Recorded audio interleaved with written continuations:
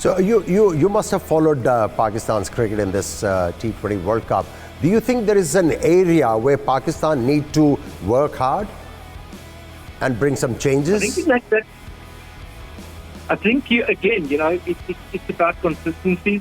I think if they're good with the ball up front and they're able to get off to a good start. I mean, the likes of Rizwan and Baba up there up front, it's a massive lead or an opportunity for Pakistan when they start to play well.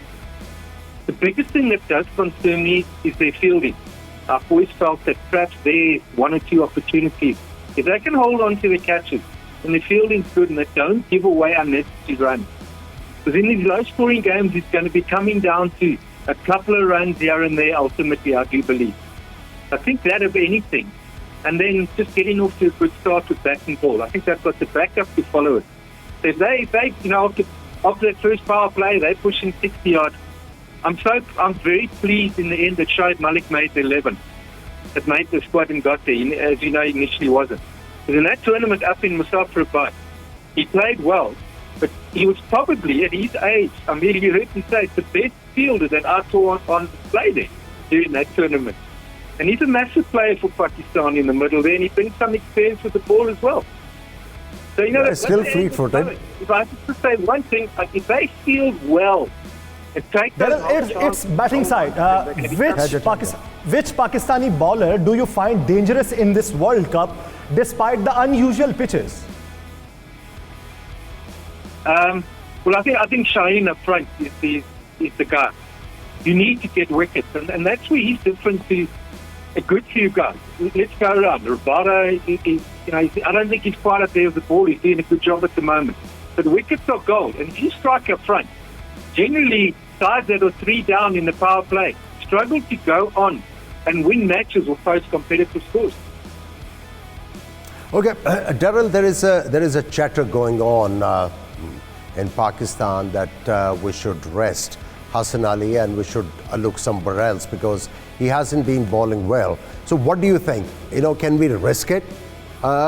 He's an experienced bowler. Yes, he went for plenty in a game, but does it really a call for him to be replaced?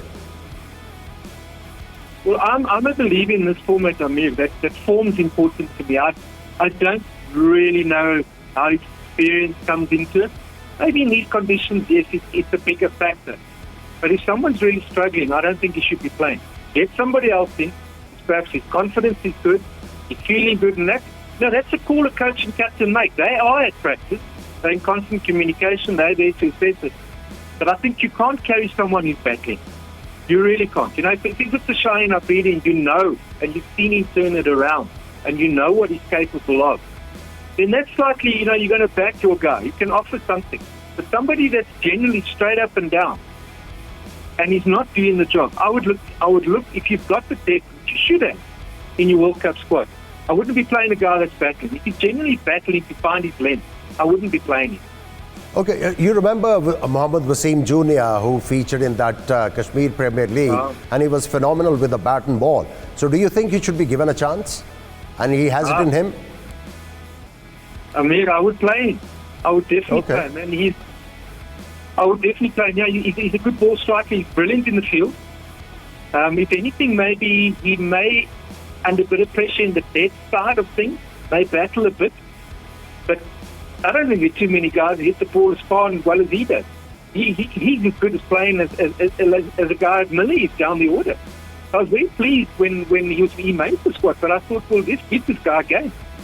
I would play him ahead of Hassan Ali. If he's running well, if he's looking good and he's confident, the coach must make the call.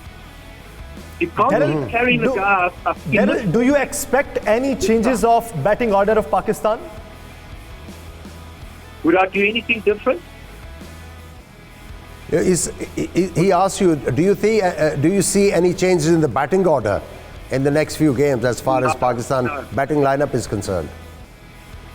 No, I don't. I think, the form that the guys have shown up front, the only question is, how much batting time have guys got? But no, I wouldn't be tinkering there. I think just when the opportunity presents itself. And I think if you've got some big ball strikers down the bottom, I mean, that's where I would call for a guy like Wasim, a junior there as well. So, no, I don't see any panic or any situation there. I think you're going to have good days, you're going to have bad days.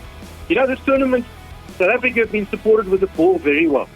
And I think it's just not a baseball match. This post 200 odd plus and go for as little as possible. You're going to scramble some days with the bat. You're going to scramble some days with the ball.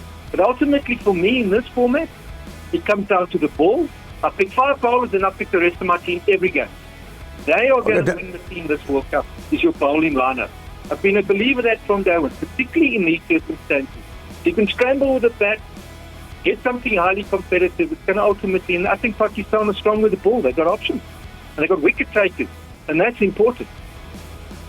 Okay, Daryll, I want to ask you, if you were the coach of Pakistani team and Shadab not picking up the wicket as opposed to other leg spinners in this T20 World Cup, is it a concern?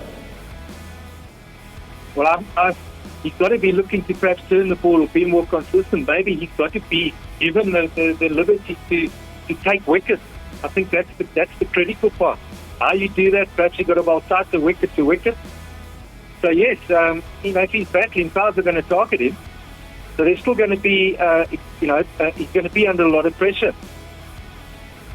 Daryll, what would you say about the performance of Haris Rauf in this World Cup? So I didn't get that. It's a bit too quick for me. What would you say about the performance of Haris Rauf in this World Cup? Haris Rauf, the fast bowler.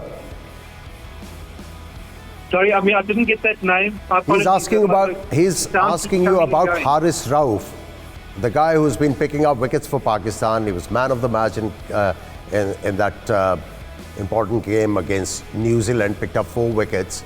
Yes. Well, today again, his wickets was an excellent economy rate.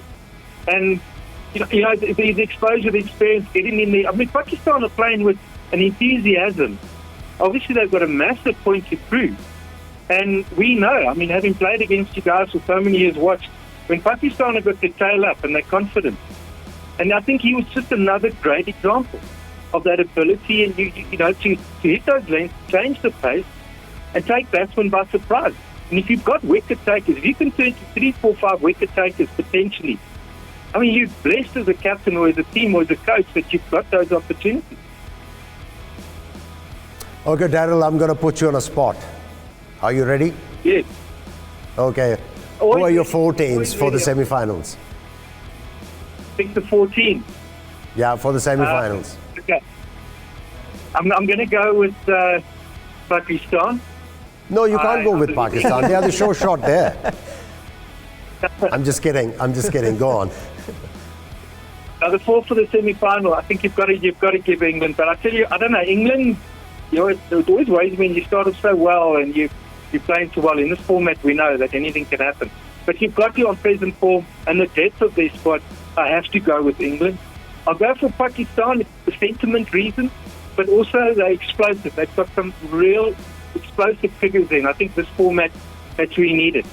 I think South Africa, I'm going to stick my neck out and think we're going to find a way. I think we're going to end up finding a way. And then Australia, I don't think Australia have got that depth. I think that, you're talking about unpredictability. I think they're far too predictable. And I don't think they really offer much variance. There's nothing there that's going to catch any side others.